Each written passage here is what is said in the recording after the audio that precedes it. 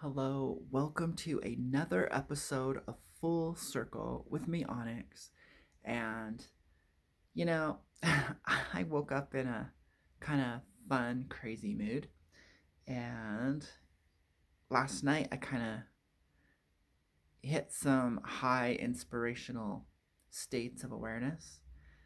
I made a really crazy video and then I deleted it. I was like, you know what, that's too much. I have to censor myself a little bit. And you know, I have to ask myself, was that a me video just like releasing? Or is this a video that will actually help people?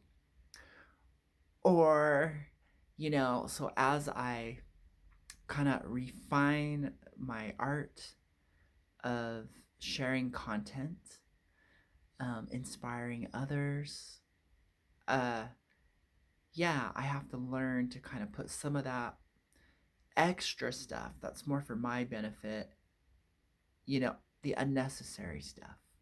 Clarify, go through the refinement process. So I'm just putting it out there. So currently, I'm flirting with someone online, and I notice I play with words. I notice I kind of tease through inside jokes, private puns, things that are funny to me. But then I don't really share that with the other person. Like if I call someone baby doll, it's referring to a kind of dark, creepy song that I heard that I liked. Uh, so so I'll just tease people. I'll call him baby doll. So I'm flirting with this guy who's like all macho, and so I'll throw in there something something blah blah blah baby doll, just to kind of see how they'll take it. So and I would and then I was making my tea this morning. I'm seriously thinking of changing the name from Full Circle to something like Tea Time. Like with Grandma Goody or something. And you know, I was making my tea, and I have a love romance with death and the other side. And I was like, society gets too serious. We get too serious about our scientific discoveries.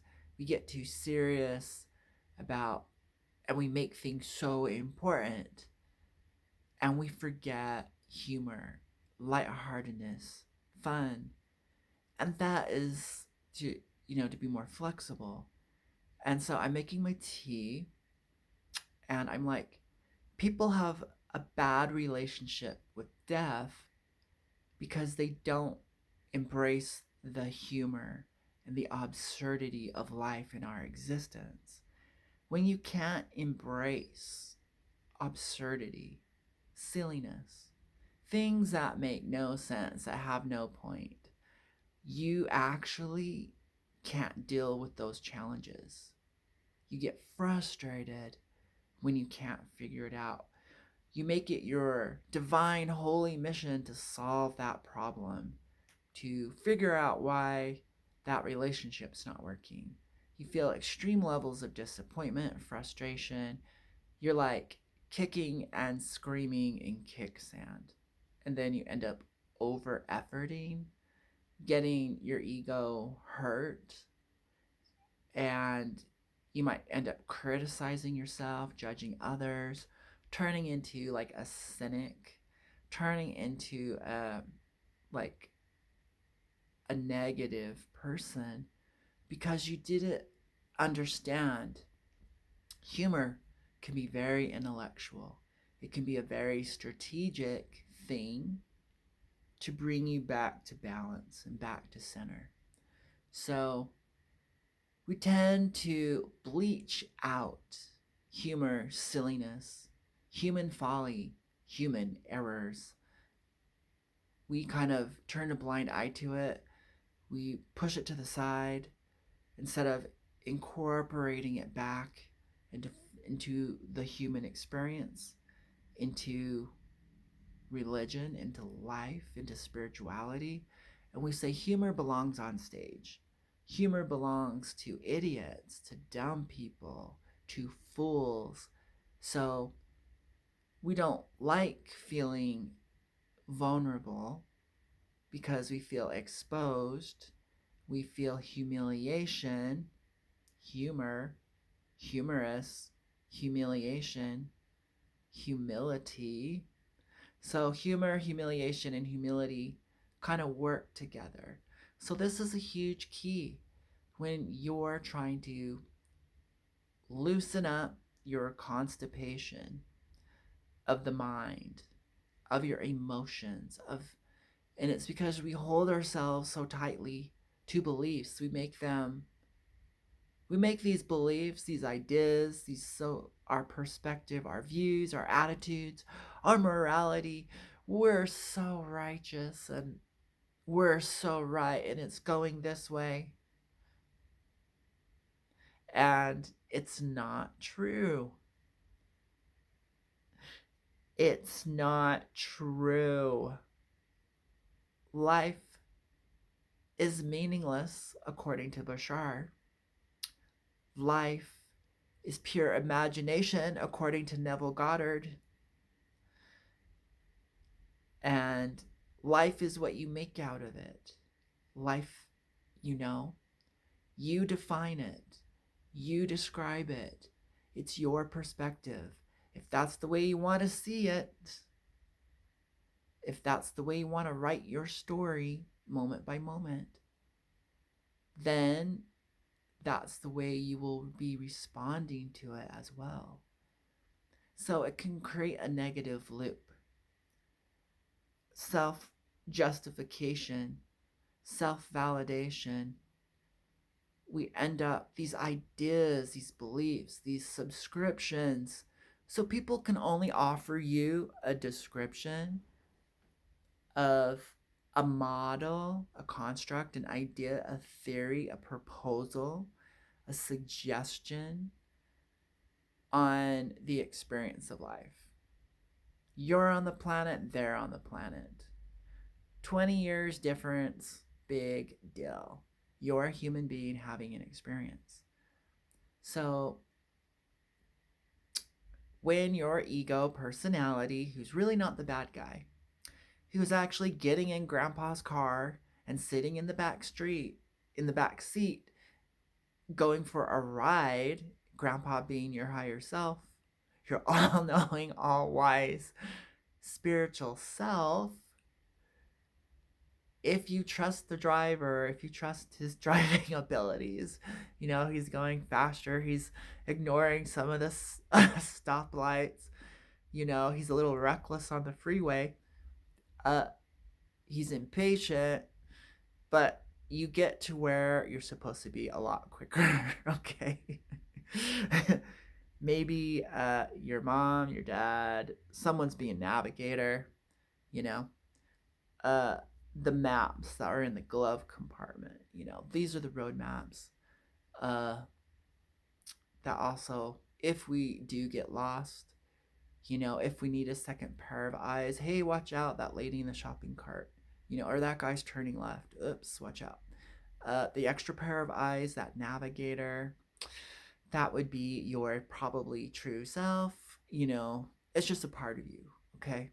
It's a greater part of you that kind of knows. It'd definitely be your intuition, or what some people call your divine blueprint.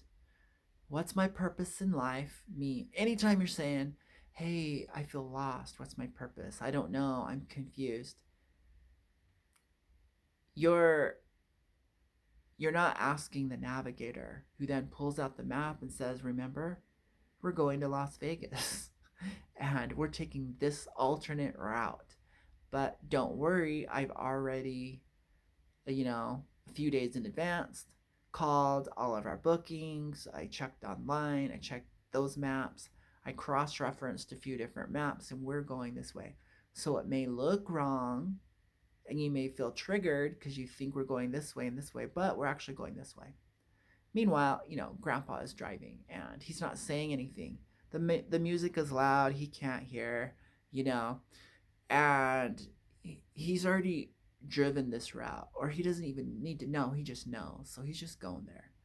He has that internal navigation system. He knows what true north is, despite which direction, anywhere in the city. He's one of those special people. But you're in the back seat panicking. And so you're trying to you're worried, you're frustrated, you're taking it all way too serious. And so you try to like grab the map from the navigator, the GPS system, and plug in the coordinates. You're taking over.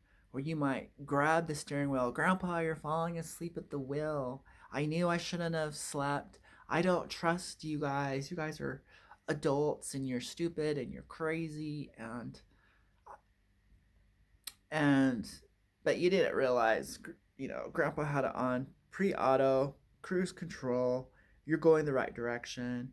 So when you step in because you feel scared, when you step in because you feel out of control, when you step in because you're not getting what you want, when you want it, how you want it, because you're dealing with a pile of limited ideas and beliefs, you might get everyone in a car wreck.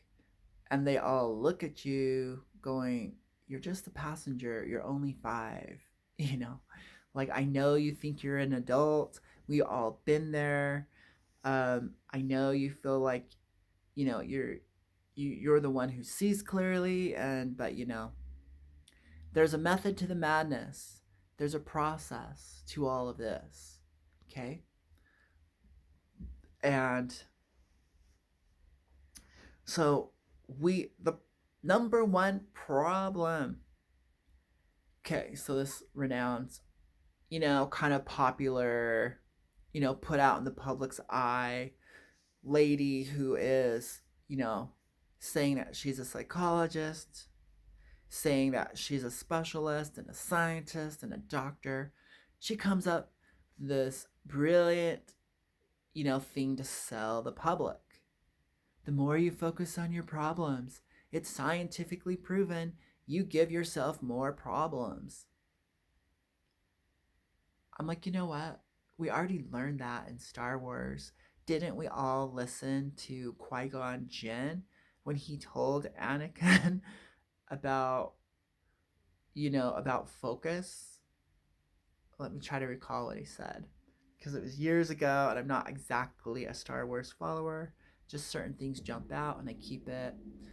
I swear he said something like, you get more of what you focus on, which is pretty much true. If you focus on your problems, you get more problems. If you focus on being... But there's another thing that also happens, as it's called the backwards law. If you try to gain control, if your personality comes up with an ingenious idea to gain control, popularity, attention, these are all forms of control, to get your needs met, because you're not relaxing, being authentic and truly you, anything that is not exactly on point, not in alignment with who you truly are, putting on a false face, accepting things that you don't want to accept, doing things that aren't exactly, you've toned down your actual expression of your feelings. You changed your words. You're not being so purely true and authentic with yourself. You actually create the opposite. Exactly what you were trying to prevent.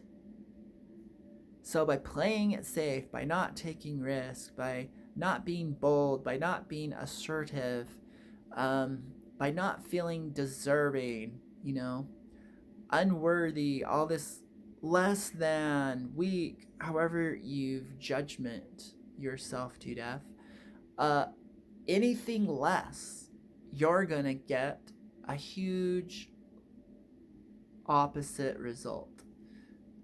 You're going to exactly get a feeling, you're going to get discarded. You're not going to attract who you wish to attract. You're not going to get the response you wanted out of other people because you've altered it. You've twisted your authentic expression. So each day of life, you have an opportunity to self regulate, to check yourself, to go feel. So, okay, now, so I talked about in one of my last videos about this gap. We have gaps of information, we have gaps in our knowledge, we have gaps in our education, we have like kind of like learning curves that we need to go through. But basically, we have gaps. These gaps we automatically fill in with assumptions.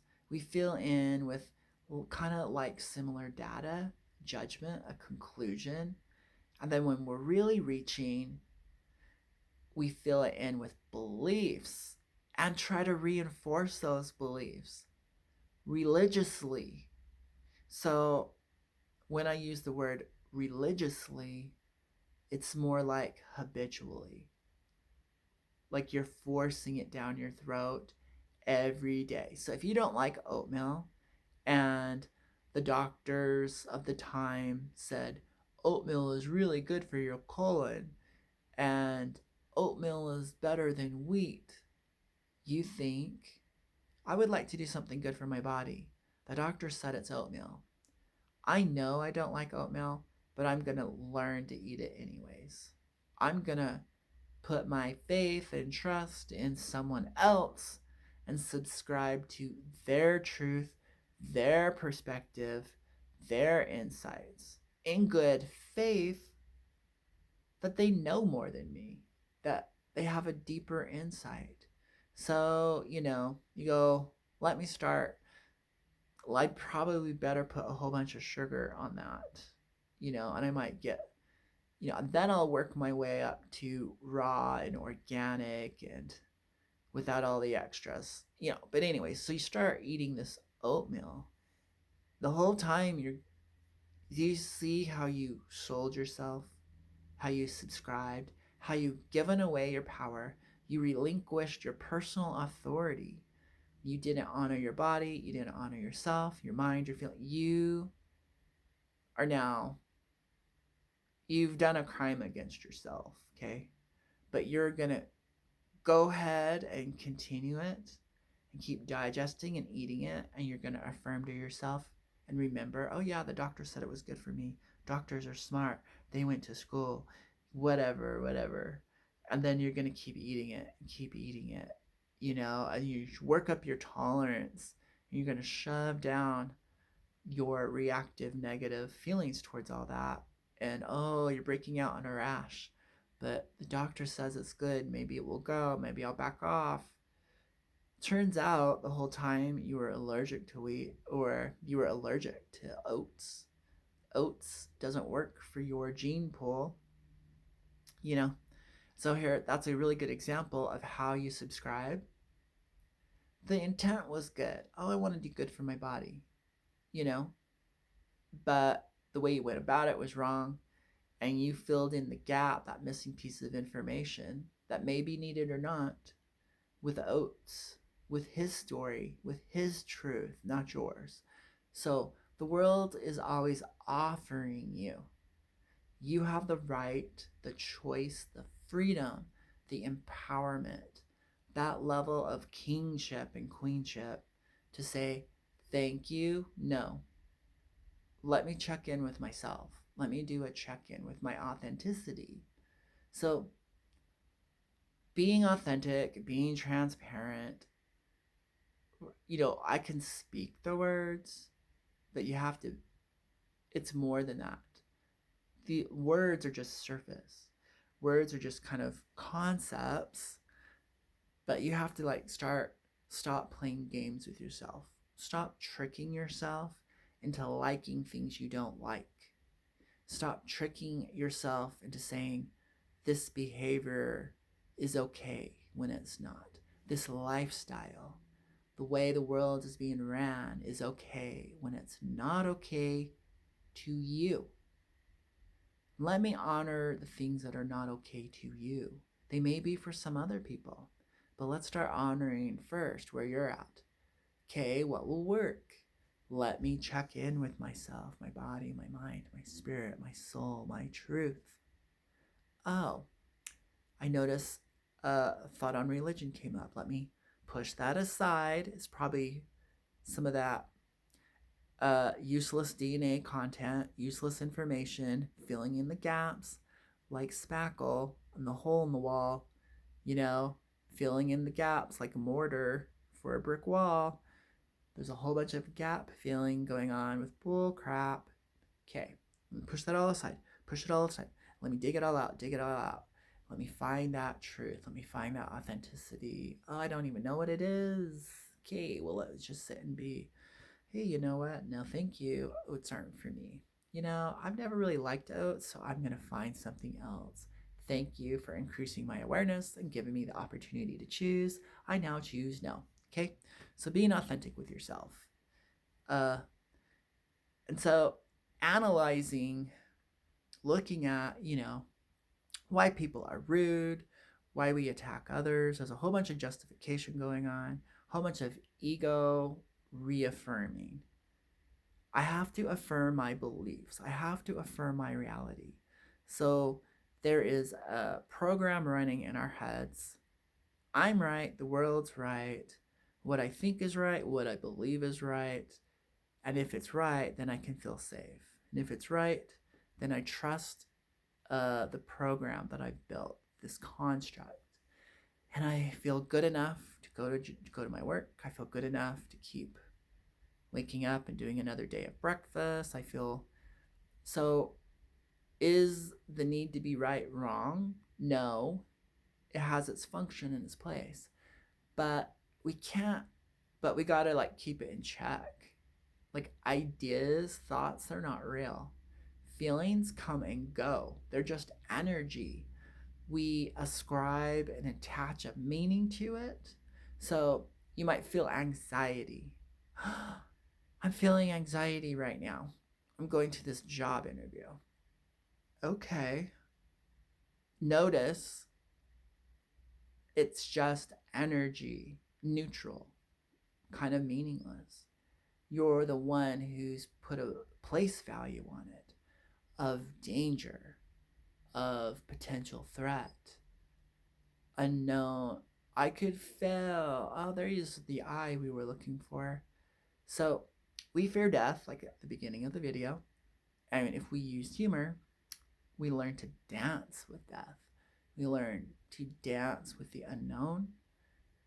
And we can breathe and relax and process that energy. So start thinking of emotions as just energy. And whatever you've assigned to it, like fear, danger, threat, doom, and notice how it's all lack consciousness, limiting thoughts, limiting beliefs, limiting resources, limiting inner resources. I'm not enough. I'm unworthy. I'm not cool. You're playing a deadly game when you play with limiting consciousness. You deny yourself automatically. You forfeit the right to be whole and complete. You're starting the race with one leg. You're starting, the wrestling match with one arm tied behind your back when you start playing with limits. So look at your negative emotions and reassign them. But before or just look at them and go, okay, I'm coming from a place of what Onyx calls lack consciousness, limited consciousness, not whole, not complete. That means not authentic, not true, not of integrity. If the answer is true, the answer has integrity. If the building structure is true, meaning proportionate, all at the right angles, then it holds the weight perfectly balanced and it distributes that weight evenly across the whole structure. it has integrity. When you're playing with boundaries, you're looking at where you have no integrity. When you're dealing with psychic wars, magical wars, when you're dealing with fighting and struggling, how do I move through these situations, these obstacles, these conflicts with integrity? And where are these negative experiences, these roadblocks, setbacks, disappointments showing me where I'm out of integrity? So, integrity is a huge word that covers a lot of territory. Same with being authentic. You can't be authentic unless you're not integritous. And so, more than being dishonest with others and having our actions not be honest, anything less than 100% you is dishonest. Okay? In all of your expressions, manifestations, interactions, and relationships. Why would you be afraid to be 100% yourself? And why would anyone accept less than that from you? Where did you subscribe to the idea that you could gain something you're truly not worthy of? If you did not pay the full amount, why should you receive the full amount? So look at your backwards thinking and notice things where, so I'll use my sister as an example. She has some harboring, holding on to some negative beliefs about men. So she can feel good about being female, and somehow in her mind, that makes her achievements even greater. And it kills two birds with one stone. It proves to herself that yes, she was right. Men are less than women. And yes, she is right. Her accomplishments are greater and more great than men. Like she gives herself 2 gold medals when, and then she gets mad and frustrated at men who don't want to date her and be in relationship. That, so when you come to the table, so we have these beliefs that are just sitting on the shelf, okay? But when we show up to life, we bring it all with us. That baggage that you thought you left in your room, that you tucked away in your subconscious, that you put in another dimension, no. It's, you're carrying it with you every second. You're vibrating it or not vibrating it. And so then she comes home maybe from a date and feels frustrated. And then we get that second, that double kill 2 birds with 1 stone win. It's another opportunity to discount, think negative of men. And then, so it's like a reinforcing mechanism. The actions support the negative belief and keep her safe. And then also help her deny, you know, great, I don't have to show up at 100%. Great, I have an excuse. I have a justification story why relationships don't work out for me at age 50, and a woman who's overweight, who doesn't show up fully to life, who doesn't really put forth an effort. And I'm like, yeah, you're not living life at 100% and you're not being 100%. And you're scaring people because they don't know where you're coming from, because you're not being clear, because you're not being authentic, because you're not being true, and your integrity is lacking. It shows up as, I don't know, I just didn't like her. I just didn't feel a connection. So it was a winning strategy to anything less of you, the negative you. If you are even 1% less than who you are, you're being negative. Okay? You're in the negative mathematically. If you are 100% with all your parts and pieces, you are positive. Anything more than that, you get extra positive because you've already fulfilled the requirements of negative, anything less than you, and now you fulfill the qualities of positive. You have all the parts and pieces of you and then you could have more. So you can have an overabundance. You can go into the over positive. So you can, so when you make choices from lack consciousness, anything less than you feel sensations like fear, anxiety, doubt, worry, stress, all these all these signals that are letting you know you're living in a space, you're living in the character that's less than you, that disempowered you. And then you have to manipulate it. You're like, well, maybe I need more makeup.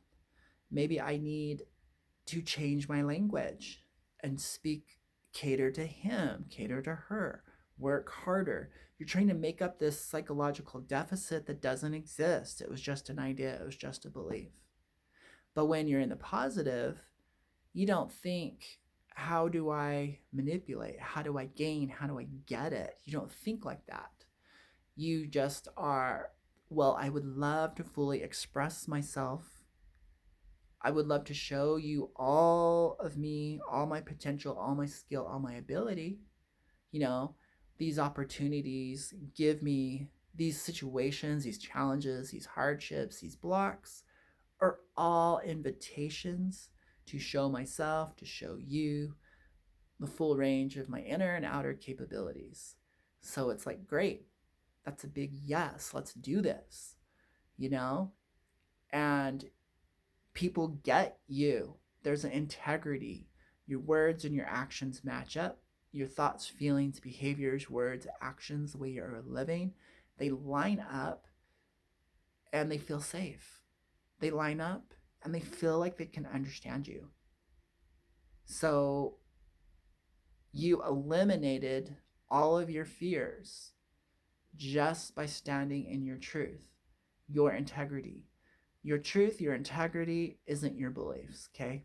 Beliefs can highlight, augment, clarify, kind of express, but really we're talking about just being you, okay? With nothing to show for it, you're just being you. Giving yourself permission. In this moment, this is who I am. I'm just here like all of you. Whether we wanted to or not, here we are. And we can laugh about the absurdity, and we can cry about it, and we can laugh and cry at the same time. And it's a good thing, and it's a bad thing, and it's a painful thing, and it's a lovely thing, and it's a gift, and it's a curse, and it's very paradoxical. Very much a paradox, very confusing, very contradictory. So maybe inclusiveness is what we need.